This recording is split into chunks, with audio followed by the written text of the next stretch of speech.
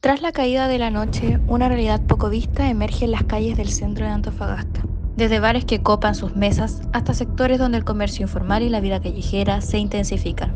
Bastante peligrosa, la verdad. Igual yo no vivo tanto al centro, igual se nota como mismo la división de los sectores. Entre pasajes poco iluminados y locales que abren hasta la madrugada, conviven músicos, trabajadores nocturnos, artistas urbanos y habitantes que encuentran en estas horas un espacio más libre y menos vigilado. Bueno, están los bares, los cafés con pierna y también, no sé, estos lavados de dinero. La vida bohemia antofagastina, frecuentemente ignorada en el debate público, revela dinámicas sociales, riesgos y formas de convivencia que transforman completamente el pulso del centro cuando el sol se oculta. Aquí en esta plaza, después de las 5 de la tarde, no se puede caminar. Ya, en el centro lo mismo. A medida que avanza la noche, distintas capas de la ciudad comienzan a superponerse. En las principales arterias aparecen jóvenes que buscan alternativas culturales que escasean durante el día, tocatas improvisadas, pequeños bares independientes y espacios donde la música local intenta sobrevivir. Es muy distinta la vida nocturna entre el norte, el sur y más en el centro, que el centro es como el foco donde se juntan todas las personas. A pocas cuadras, sin embargo, la realidad es otra.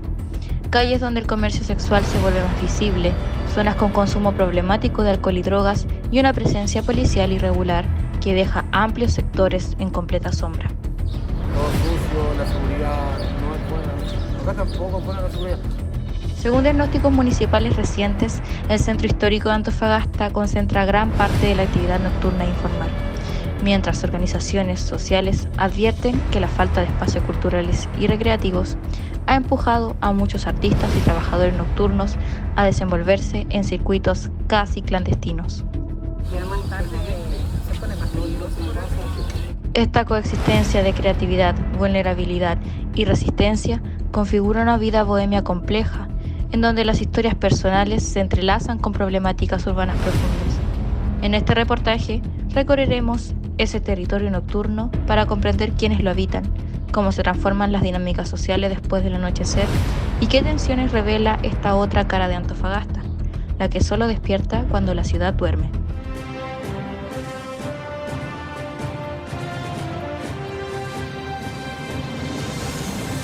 Anteriormente esta causa la estamos investigando más o menos del año 2022 hacia adelante, porque existían antecedentes de una organización dedicada a la trata de personas con fines de explotación sexual, sobre todo de menores de edad. Y eso fue ¿no es cierto? Lo que a nosotros nos llamó la atención y empezamos a investigar, porque teníamos la denuncia de dos chicas de nacionalidad venezolana que habían logrado escapar de estas casas o prostíbulos encubiertos que se dedicaban obviamente a la prostitución, pero con fachadas algunas de residencial, otras de peluquería, y estas chicas lograron arrancarse a la mala, hicieron las denuncias, hoy día ellas ya están en su país de origen y eso nos permitió empezar a tirar el hilo, digamos, de esta investigación. Así comienza el año 2022. ¿Sabías que el centro de Antofagasta registra uno de los mayores flujos de actividad nocturna del norte del país, especialmente entre las 22 y 3 horas? Mientras la mayoría de los residentes ya está en sus casas, las calles del casco histórico se convierten en un punto de encuentro para músicos, feriantes nocturnos, trabajadores informales y grupos que buscan un espacio de recreación alternativos.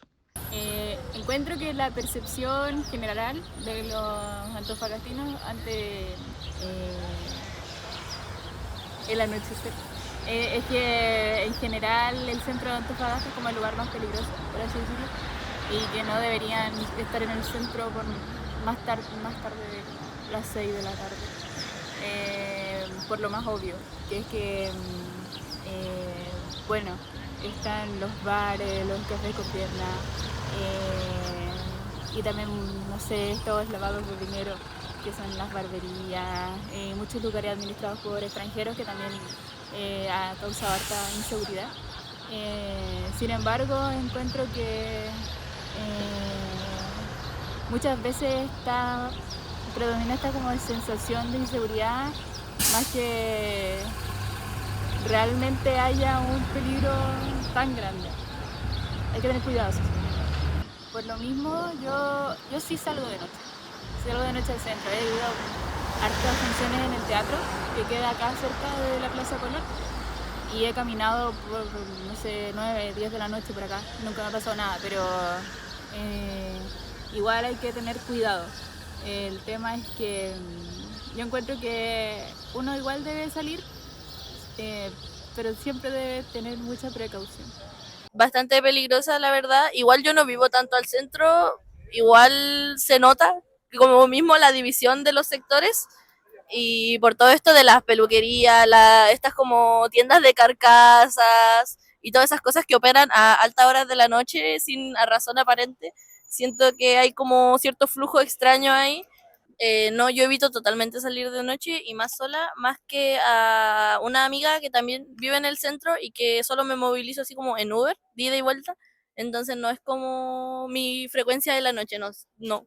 La división geográfica en la región de Antofagasta, más dentro de la ciudad, se nota mucho como la división entre el sector norte, el sector centro y el sector sur. Es muy distinta la vida nocturna entre el norte, el sur y más en el centro, que el centro es como el foco donde se juntan todas las personas. Y en la vida nocturna igual siento que el centro es la más peligrosa por el hecho de que hay muchos locales que, por ejemplo, se han expuesto que son barberías clandestinas que funcionan hasta altas horas de la madrugada, que al final son centros de lavado de dinero, de narcotráfico. La vida nocturna también con la prostitución, el tema de la droga, el tema de los asaltos, encuentro que es bastante peligroso y a no ser que sea un lado del centro más cercano al sur, es bastante peligroso. ¿Y usted evita salir de noche o le gusta salir de noche o qué hace, por ejemplo, si tiene que ir al centro tarde?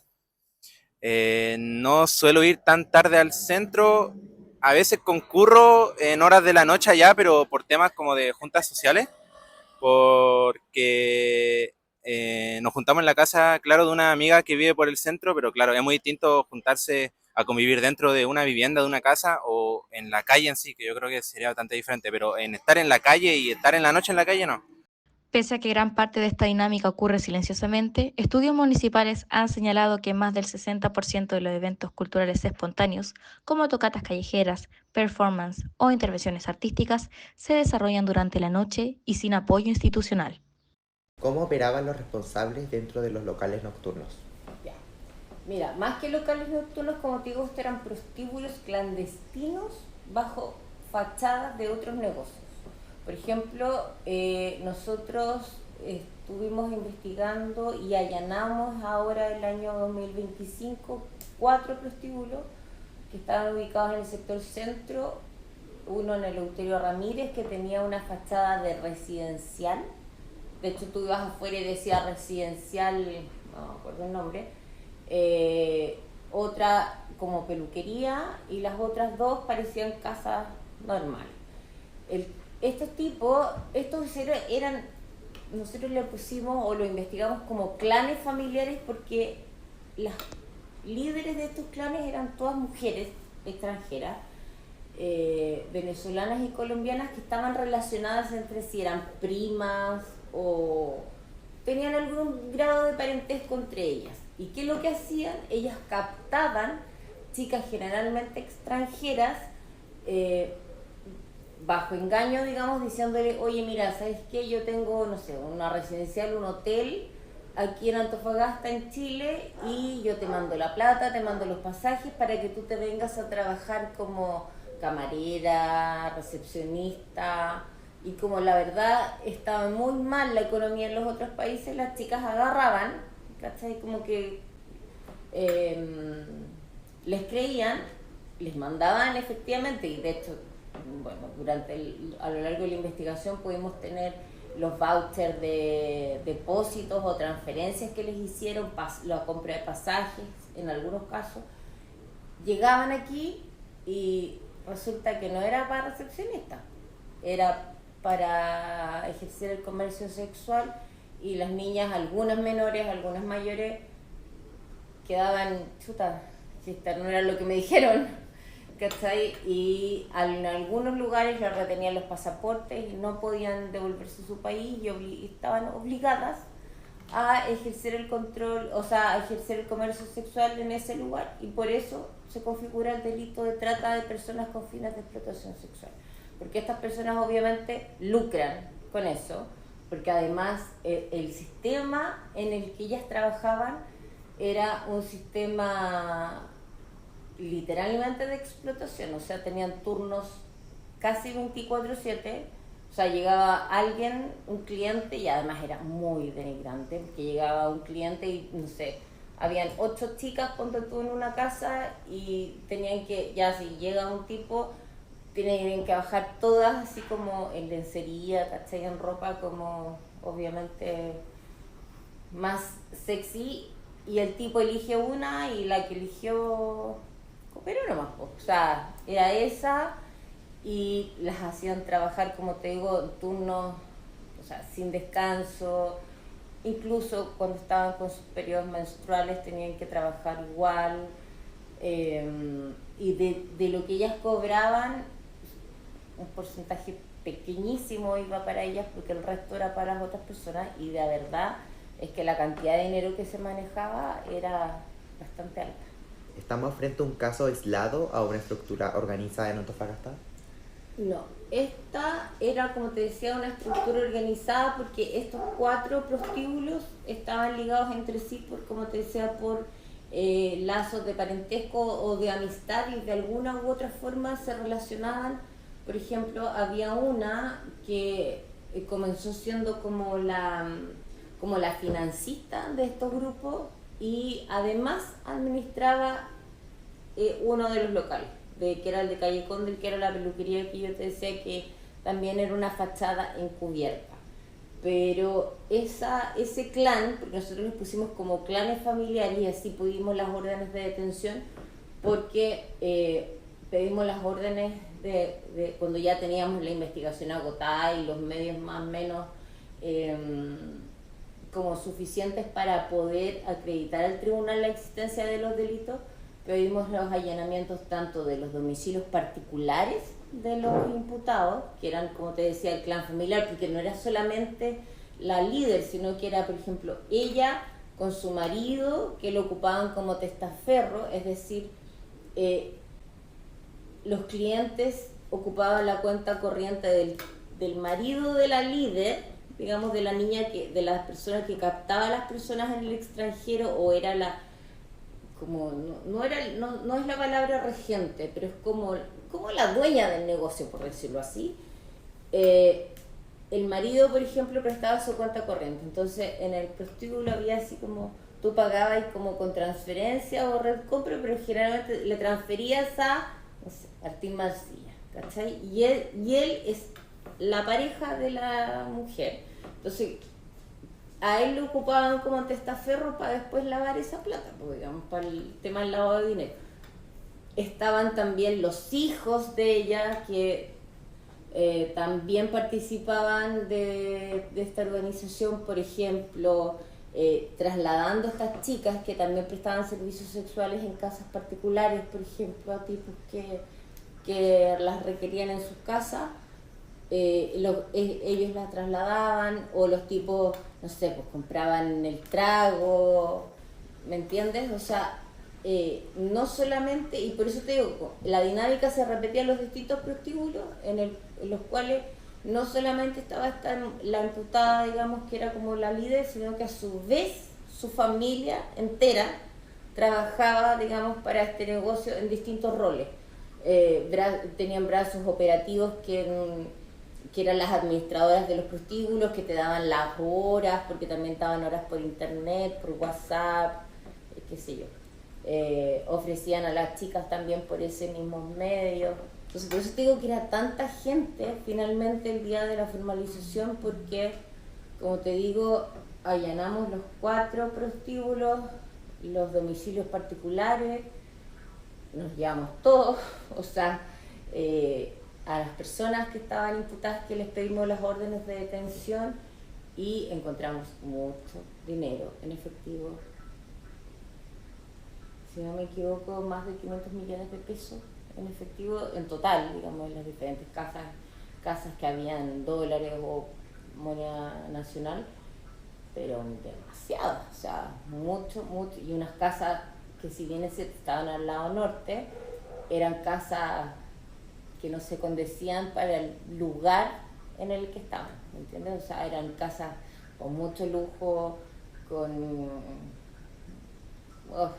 te digo, o sea, muchas piezas, muchas cosas ostentosas, perfumes, zapatillas así caras, ropa de marca, jacuzzi dentro del dormitorio, o sea, tenían una vida realmente de lujo.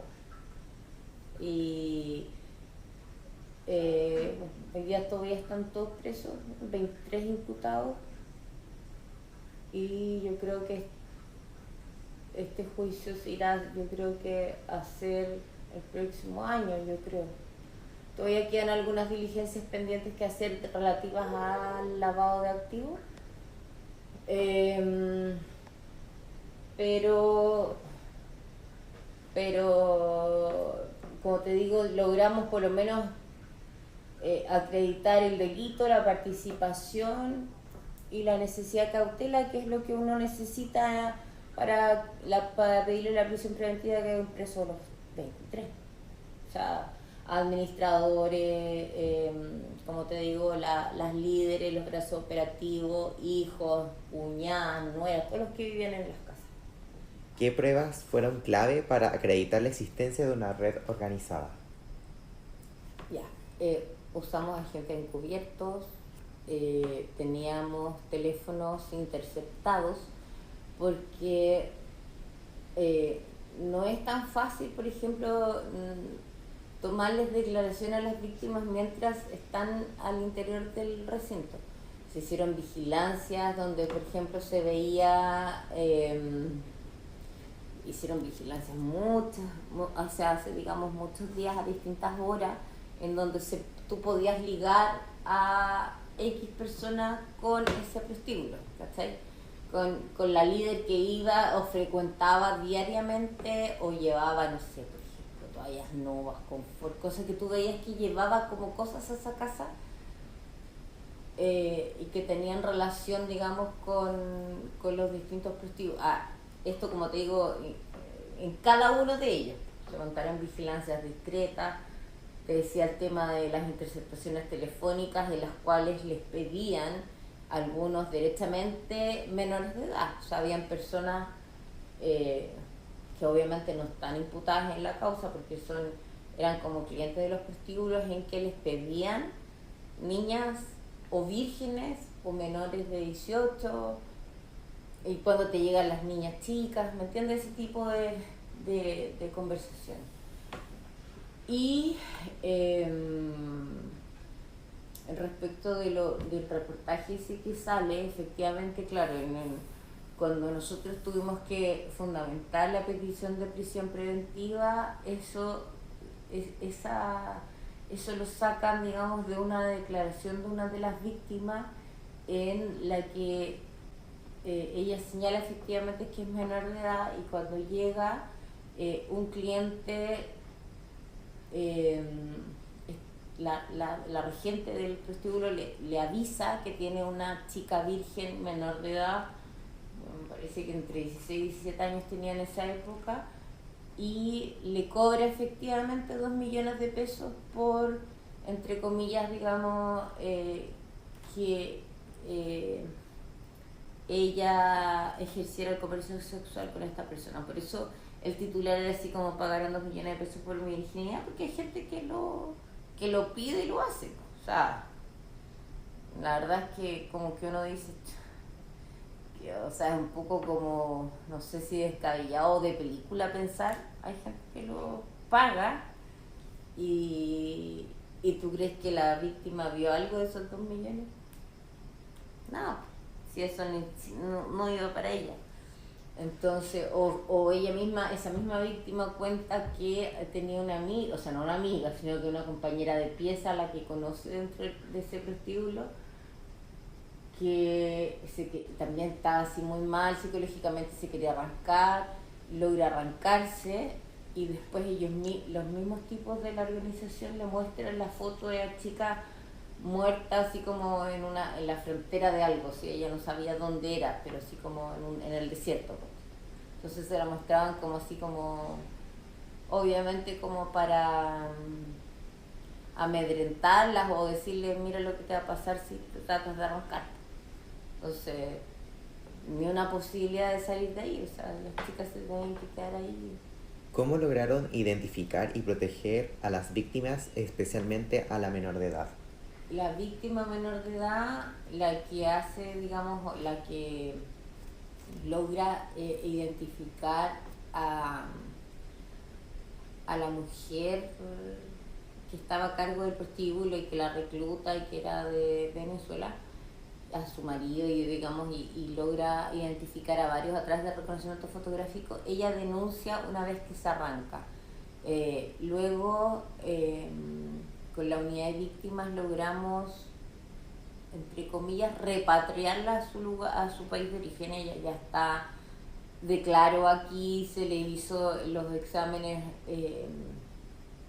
digamos, un informe pericial de daño psicológico, que lo hace también una institución que se llama el CADAS, que es el Centro de Atención a Víctimas de Delitos Sexuales de la Policía de Investigaciones, que está integrado por peritos, psicólogos, sociólogos, los cuales a través de las entrevistas que le hacen a las víctimas, no solamente en este delito, sino que delitos sexuales en general, violaciones, abusos, qué sé yo, logran determinar el daño, si es que efectivamente esta acción o el delito del que fueron víctimas tuvo alguna repercusión en su vida, si hubo un daño psicológico, y si este daño es posible ser superado a través de un tratamiento psicológico en forma permanente o en un tiempo determinado.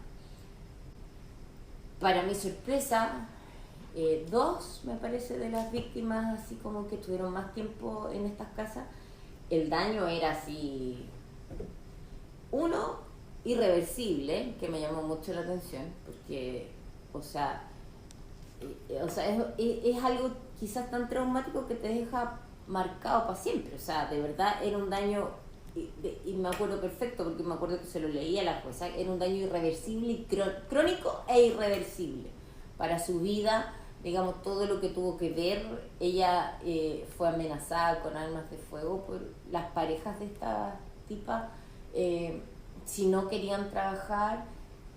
Te voy a decir que en algún comienzo, cuando partió esto, eran más violentos que cuando nosotros pudimos desbaratar la organización. Por lo menos por las declaraciones de las víctimas, las últimas no hablaban de tanta violencia, las primeras sí. Todas las víctimas, porque como te decía, todas tienen la calidad de reservadas, tanto en audiencia como juicio o lo que sea, solamente podemos dar las iniciales de sus nombres, nunca el nombre completo.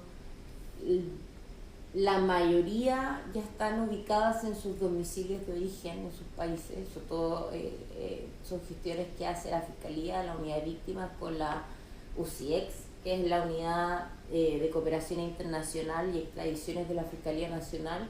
Logran reubicarlas en sus domicilios de origen, o sea, le compran los pasajes, la tienen en un tiempo en hoteles, residenciales, algunas incluso no querían, o sea, no sé, pues yo tengo una tía que vive en Concepción, voy para allá, ya, pero estaban una semana y algunas incluso querían volver a trabajar, o sea, para que veas como el nivel de daño que tenían, que como que no, yo estaba mejor allá en la casa, querían volver, u otras derechamente, la mayoría están en Colombia, en Venezuela, y en algunos casos tuvimos que hacer pruebas anticipadas para el eventual juicio. Como no sabemos si ellas van a poder venir a declarar el día del juicio, se pide en el juzgado de garantía una prueba anticipada con una declaración grabada del testimonio, aunque tenemos la declaración escrita de todas, pero en algunos casos más relevantes se pide la declaración anticipada para que ellas se puedan volver a su país de origen. ¿Cómo operaban estos locales para ocultar la explotación sexual bajo fachadas legales? Es que mira, no eran fachadas legales, la residencial, que efectivamente tenía un nombre que decía Residencial Amanecer, parece que era, no sé, algo así, tuvo siempre, es que eran súper así como habilidosos para operar, porque tenían este cartel, y una de las regentes, porque tenían dos administradoras, y una, porque, a ver, los hoteles y las residenciales están obligados por ley a, durante cierto tiempo van a hacer una especie de registro a la policía de investigaciones de, no sé, por ejemplo, deben tener asignado algún número, y ellas van y firman así como, no sé, pues este mes tuvimos 7 pasajeros, ponte tú. Entonces, la galla pilla iba todos los meses a la policía de investigaciones y llenaba ese como formulario con el nombre de las mismas víctimas, ¿cachai? Y todos los meses eran las mismas pasajeras, pues. Si eran las mismas, no sé, pues, Claudia Vega, todos los meses se quedaban las mismas personas. Entonces, claro, como esto era parte, esto que te digo yo, que iba a esta galla todos los, y así así pudieron identificar a una de las administradoras. El agente revelador, cuando ingresaron 2, obviamente por un tema de resguardo, porque no sabéis lo que te puede pasar adentro, con identidades ficticias, por supuesto, ingresan y ya no sé, estaban las 2 administradoras, porque generalmente había una de día y una de noche, con apodo, generalmente no era su nombre verdadero, por ejemplo. Y además todas las chicas, además, no sé, pues si se llamaban Francisca algo, el nombre artístico, por decir, era, no sé, pues, Celeste, Estrella, ¿tú cachai? Esos nombres así que se ponen como, no sé, no me acuerdo tan bien de los nombres, pero nombres así como artísticos, que eran igual las administradoras, igual, así como Linda, Candy, no sé, cosas raras. Entonces, el policía logra reconocer a una de las administradoras como la tipa que iba a hacer las inscripciones. Y además, él le pregunta así como, porque, a ver, la pega de la agente encubierto en este tipo de casos igual es compleja, porque tú vas como cliente, eliges a una chica, pero tú no vas a ejercer el comercio sexual con la niña, ¿me entiendes? Sino que van así como, casi como de psicólogo, así como que entran ya y te exigen, por lo menos en estos prostíbulos, si te sentás ahí como en el living, ya, ¿qué va a tomar? Ya no sé, pues, no me acuerdo que decían, ¿y qué tiene? Cerveza, ya, 2 coronas así como por 15 lucas. ¿Compráis las 2 coronas? Y ahí como que se hacía lo simpático, y ahí le vamos a mostrar las niñas. Entonces, oye, pero conversemos un rato, ¿cachai? O sea, tenéis que hacerla. Y cuando ya llegas a. Porque no sé, van varias veces, digamos, para que sea como creíble el cuento.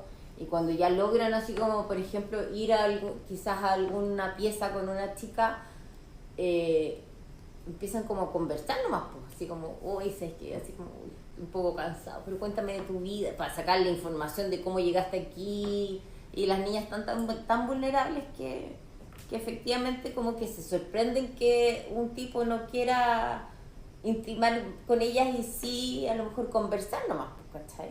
Bueno, entonces así uno de los agentes le pregunta a la administradora, oiga, y esto es una residencial, porque ¿cuánto sale la noche? Porque yo no soy de acá y me quiero quedar, le pregunta, así como un día me quiero quedar acá.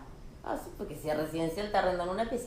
Y ella misma dice, no, pues esto es fachano malo de la residencial, pues si esto es un prostíbulo clandestino, si tiene eso para que así como que no nos multen, ¿cachai? Como, entonces lo dice, y el tipo, ¿cachai? Los agentes a veces están con micrófonos ocultos, entonces teníamos toda esa prueba que nos permitió, entre comillas, poder saber que nunca fue una residencial. Y el caso de la peluquería también. La peluquería efectivamente sí, operaba como peluquería el primer piso.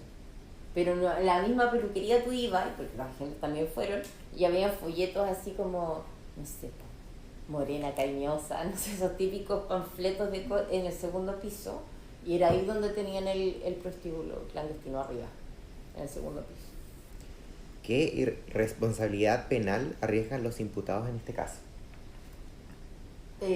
Están todos formalizados, como te decía, por el delito de asociación criminal para el delito de trata de personas con fines de explotación sexual en sus distintas calidades, algunas, las mujeres como líderes, los otros como integrantes de la asociación, que la diferencia es la pena que tiene uno de otro. Obviamente que el líder tiene mayor pena que los integrantes.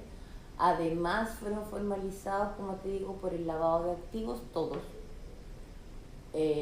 por asociación para el lavado, fueron formalizados también por un artículo que es el 411 ter del Código Penal, que es el solo hecho tú de captar a una persona en el extranjero para ejercer el comercio sexual en Chile también es delito.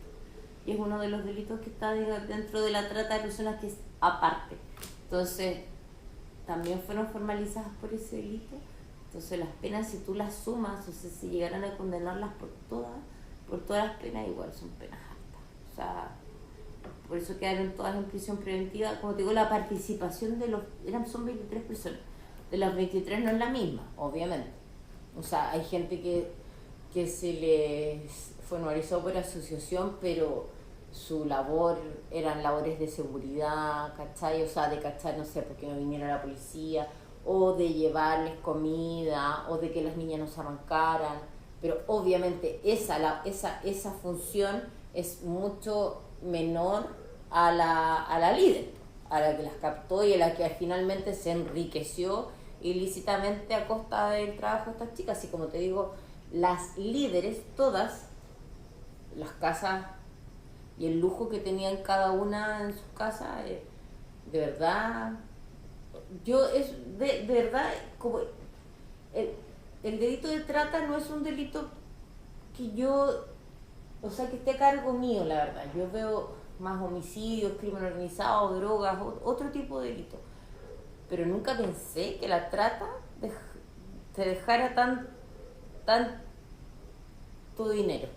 Pensé que o sea, es casi o igual que un tráfico grande de drogas. Tenía mucha plata. Y no le trabajaron un día a nadie.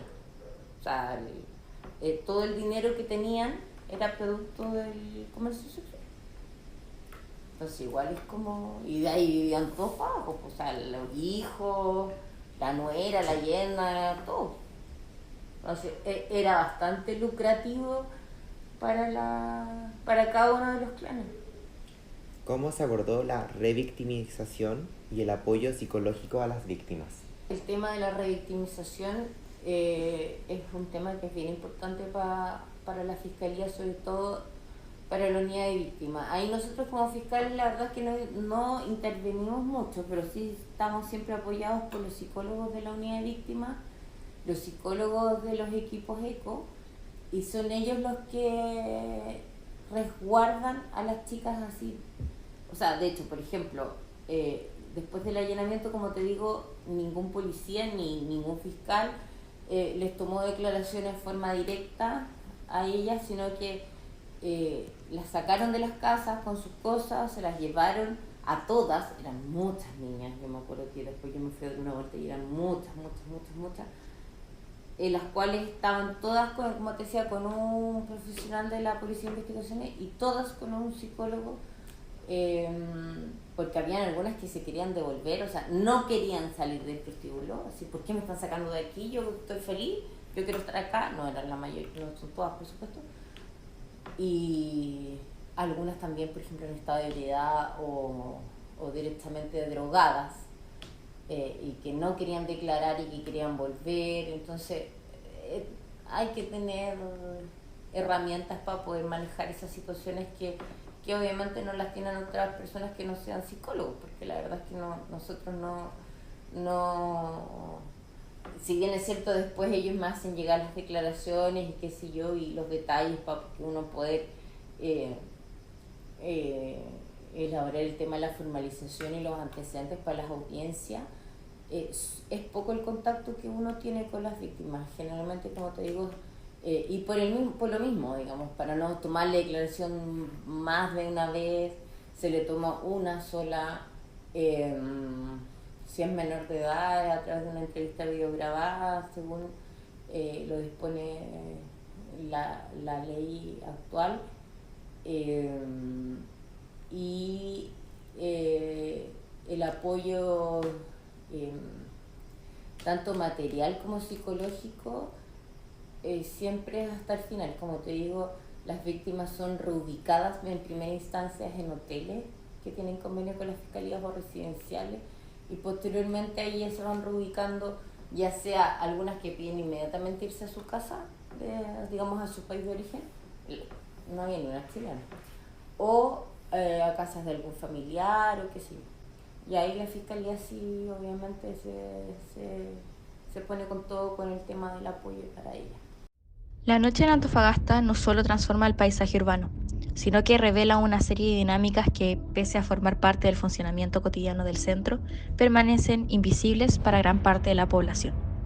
Lo que ocurre en las calles Sucre, Prat, Mata, Maipú e incluso calles mencionadas que fueron en nuestros testimonios y entrevistas anteriores, después del anochecer, no es un fenómeno aislado ni reciente, sino que es el resultado de años de falta de planificación urbana, carencia de espacios culturales formales, desigualdad social y un deterioro progresivo del casco histórico que todavía busca respuestas. A lo largo de este recorrido nocturno, los testimonios recogidos coinciden en un punto. Aquí conviven múltiples realidades al mismo tiempo.